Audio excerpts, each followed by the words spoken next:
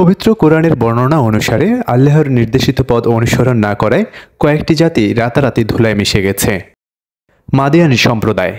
আল্লাহ তাআলা হযরত শুআয়ব আলাইহিসসালামকে পাঠিয়েছিলেন মাদিয়ান সম্প্রদায়ের কাছে। তিনি ছিলেন হযরত ইব্রাহিম আলাইহিসসালামের তৃতীয় স্ত্রী কাতুরার ঘরের পুত্র মাদিয়ানের বংশধর। ধারণা করা হয় বর্তমান সিরিয়ার মুয়ান নামক স্থানে কওমে শুআয়বের বসবাস ছিল। মাদিয়ানবাসী পার্থিব লোভ লালসায় মত্ত হয়ে পারস্পরিক লেনদেনের সময় ওজন কম দিয়ে মানুষের হক আত্মসাৎ করত। দুর্নীতি, রাহাজানি, ছিনতাই, ধর্ষণ ও মজুতদারির মতো জঘন্য অন্যায় কাজ তাদের সমাজের মধ্যে বিষ বাষ্পের মতো ছড়িয়ে পড়ে। এসব পাপে তারা এমনভাবে লিপ্ত ছিল যে তারা কখনো মনে করত না যে এসব কাজ অত্যন্ত জঘন্য বা গর্হিত, বরং তারা এসবের জন্য গর্ববোধ করত। মাদিয়ান সম্প্রদায়কে সুপথে পরিচালিত করার জন্য আল্লাহ তাআলা শুআয়ব আলাইহিসসালামকে তাদের কাছে পাঠান। তাওহীদের দাওয়াত দেওয়ার পরপরই হযরত শুআয়ব আলাইহিসসালাম তাদের ওজনে কম দেওয়ার জঘন্য মানসিকতাকে ত্যাগ করার উপদেশ দিলেন। তিনি তাদের ওজনে কম না দেওয়ার অনুরোধ জানালেন। তিনি আরও বলেন, আজ আমি তোমাদের সচ্ছল ও ভালো অবস্থায় দেখতে পাচ্ছি, কিন্তু আমি তোমাদের ব্যাপারে পরিবেষ্টনকারী দিনের আযাবের বিষয়ে উদ্বিগ্ন। হে আমার ওজনে কম দিও না এবং লোকদের সঙ্গে প্রতারণা করো না, আর সমাজের বুকে ঝগড়া বিবাদ সৃষ্টি করো না। কিন্তু উপদেশের বিনিময়ে কেবল উপহাস পরিহাসই পেয়েছেন শুআয়ব আলাইহিসসালাম। অবশেষে তারা যখন সীমা লঙ্ঘন করে ফেলল, তখন আল্লাহ তাআলার গজব এসে গেল।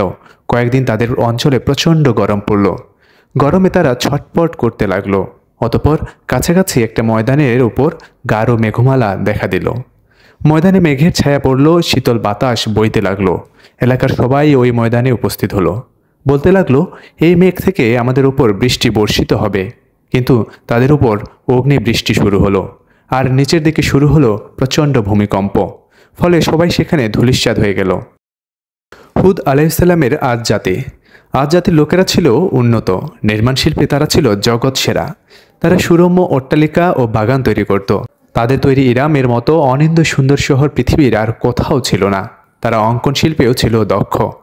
জ্ঞান বিজ্ঞানে তারা যেমন অগ্রসর ছিল, তেমনি সংস্কৃতিতেও অনন্য। শুরুর দিকে আদরা হযরত নূহ আলাইহিসসালামের ধর্মমত মেনে চলত। তারা একমাত্র আল্লাহর ইবাদত করত, কিন্তু কালক্রমে তারা আল্লাহকে ভুলে যেতে শুরু করে। তারা মনে করত তাদের সব অর্জন স্বীয় যোগ্যতায়। ফলে তারা অহংকারী হয়ে উঠল এবং সত্যিকারের পথ থেকে বিচ্যুত হয়ে পড়ল। আদ জাতির লোকদের সতর্ক করার জন্য আল্লাহ হযরত হুদ আলাইহিসসালামকে দুনিয়ায় পাঠালেন। হযরত হুদ আলাইহিসসালাম আদ জাতির লোকদের গর্ব পরিত্যাগ করার আহ্বান জানালেন এবং আল্লাহর ইবাদত করার উপদেশ দিলেন। হযরত হুদ আলাইহিসসালাম বললেন, তোমরা মজবুত অট্টালিকা বানিয়েছ এজন্য যে তোমরা এখানে চিরকাল থাকবে। তোমরা যখন তোমাদের দুর্বলের উপর জুলুম করো, তখন তোমরা স্বৈর শাসকের মতো বর্বর আচরণ করো। তোমরা আল্লাহকে ভয় করো এবং অমান্যকে মান্য করো। কিন্তু লোকেরা হুদ আলাইহিসসালামের কথা শুনল না, বরং তারা তার কথা প্রত্যাখ্যান করল। তাকে বোকা ও মিথ্যাবাদী বলে গালাগাল দিল। নবীর প্রতি এরূপ অন্যায় আচরণে আল্লাহ অসন্তুষ্ট হলেন। ফলে আদদের এলাকায় দেখা দিল প্রচণ্ড খরা। এতে 3 বছর তারা দুর্ভিক্ষের মধ্যে কাটালো। তারপরও তাদের স্বভাব চরিত্রে কোনো পরিবর্তন হলো না। এবার সেখানে শুরু হলো ভয়ানক ঝড়। এই ঝড় 7 রাত ও 8 দিন ধরে চলল। ফলে গোটা আদ এলাকা ধ্বংসস্তূপে পরিণত হলো। আল্লাহ তার রহমতে হযরত হুদ আলাইহিসসালাম ও তার অনুসারীদের রক্ষা করলেন।